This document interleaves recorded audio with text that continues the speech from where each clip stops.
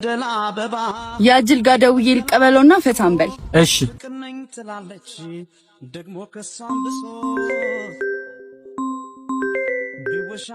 ወይኔ ፍቅር የኔ ውድ ዛሬም እኮ እናቴ ታማ ሆስፒታል ነኝ። ብር በጣም ያስፈልገኛል። አዎ ግን ትንሽ እኔም የተጨናነኩበት ወቅት ነበር። ለዚህ ቀናት ሆነኝም እስከዚህ ድረስ ነው ፍቅር። እሺ በቃ ከየትም ብዬ እፈልጋለሁ። እሺ የኔ አባት ቶሎ በል እሺ። ተሳካ። የታባቱ ክብሬን ተይውደዳ በእንጋሻሽ እንዳልሽውና አለቃ ትንሽ ብር አስፈልጎኝ ነበር። ከደሞዝ የሚቀነስ ብር እንድታበድረኝ ነበር። አንተ የምን ብር ነው? ገና ዛሬ ነው የቤት ኪራይ የከፈልኩት። ከየት አምጥቼ ነው የምሰጠህ? አርፈህ ስራህን ስራ።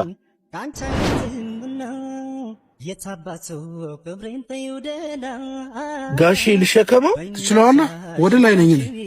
ችግር የለውም።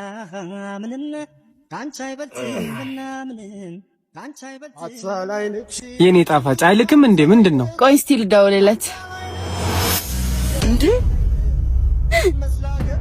እንዴ አረቃይን ምን ሆነሃል አንተ? ሆስፒታሉ እዚህ ነው? አይደለም እኮ። ምንድን ነው? ታውቃታለህ እንዴ ልጅን? አባትሽ ናቸው? አዎ። ምንድን ነው የተፈጠረው ነገር? የሮጠው ልጅስ ማን ነው? ማሱ ውሽማዋ ነው። ምን? እኔ ደግሞ ኤቲኤሟ። እናትም አባትም ሆኜ ያሳደጉሽ ልጅ እንደዚህ ታሳፍረኛለሽ? እናቴ ሆስፒታል ተኝታለች፣ ብር ያስፈልገናል ብላኝ ለእሷ ብዬ ነበረ ሸክም እየሰራኝ ነበር። ኧረ እናቷ ከሞተች 10 ዓመት አልፏታል። እሷ ግን ትለምንባታለች አይደል? ቆይ ለአንቺ ፈጣሪ እጅሽን ይስጥሽ። እኔ ግን ቢያንስ ተመስገን ነው ምለው። በጊዜ አሳውቆኛል ማንነትሽን። ጋሼ ይቅርታ። ልጄ አንዴ ቆይ እባክህ ልጄ።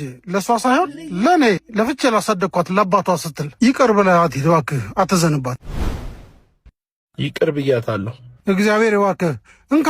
ቆይ ዕቃውን ያስገበትን አያስፈልግም። ለእኔ ለተቸገሩ አባቶች አስገቡ።